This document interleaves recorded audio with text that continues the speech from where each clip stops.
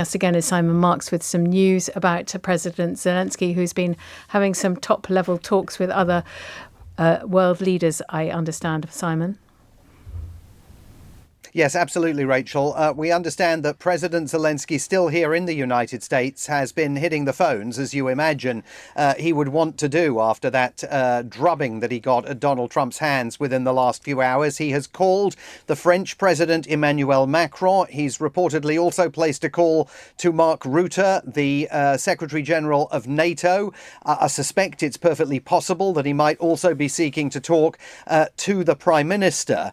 Meanwhile, there are indications that from two separate angles, some people here in the United States think that Volodymyr Zelenskyy may now even have to resign. One of those people is the South Carolina Republican Senator Lindsey Graham, who has been talking to the press pool at the White House, who said that he talked to Zelenskyy this morning. Remember that the president of Ukraine first began his day on Capitol Hill, meeting a bipartisan group of senators. And among them, Senator Lindsey Graham has mostly been viewed as an effective kind of Trump whisperer on foreign policy matters over the last several years, often kind of talking Donald Trump down. He's not going to do it this time round. He says to the pool, am I embarrassed about Trump? I have never been more proud of the president. I was very proud of J.D. Vance standing up for our country.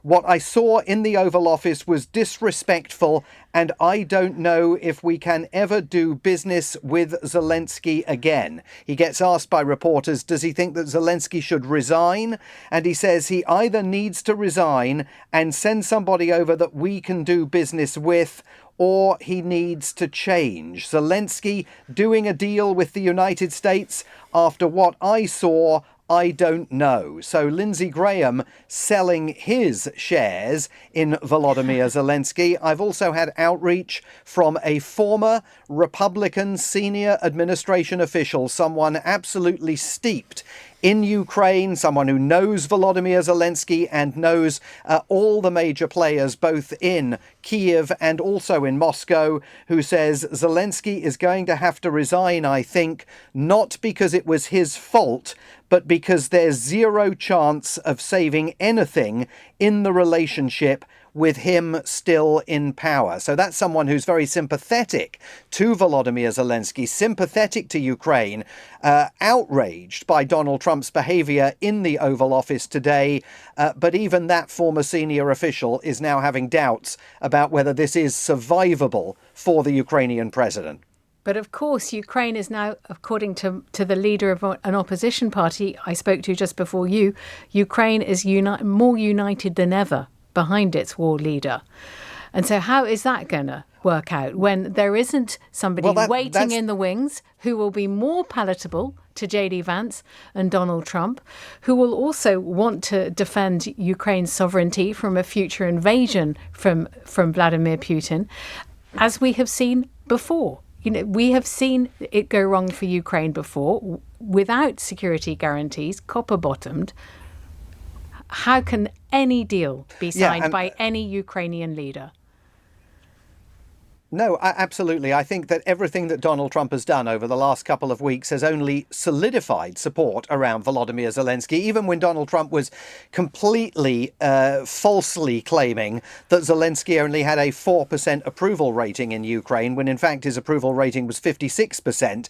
Now that approval rating is ratcheting up. I've had another text from a different former senior administration official that simply says Zelenskyy needs to survive it. That official arguing that Zelenskyy is absolutely critical to any chance of delivering on the peace agreement with security guarantees that he wants, because any replacement would essentially be viewed as someone who was brought in to appease Donald Trump and J.D. Vance. So I think it's going to be very, very interesting. And in some ways, Zelensky's fate presumably lies not just in the hands of the Ukrainian people. I mean, he could absolutely take up the challenge that Donald Trump delivered a few days ago and hold a fresh election and be elected. Absolutely, be elected with a thumping mandate. But he also needs a real shot in the arm now from European leaders, our own Prime Minister included, who in some cases, both Macron and the Prime Minister, were they to give Zelensky their backing, would on the downside be deeply damaging their relationship with Donald Trump that they've only just started establishing. Do you really think that because of this showdown in the White House, the European heads of state or the Secretary General of NATO showing support for a man who has led a country in war against Russia for 3 years, showing support for him would really mean a losing face or losing altitude in the relationship with Donald Trump? Is he that petty?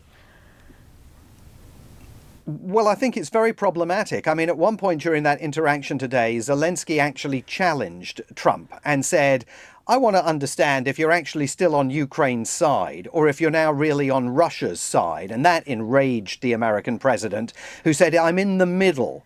Now, Donald Trump has so relentlessly parroted Russian propaganda and misinformation about Ukraine over not just the last 2 or 3 weeks, but for years. I mean, there is no question. I mean, I know this for a fact, that during his first term in office, Donald Trump and many of his loyal inside figures were relentlessly challenging the kind of more orthodox foreign policy figures who were part of his first administration and asking them why on earth they thought the United States should be so committed to Ukraine.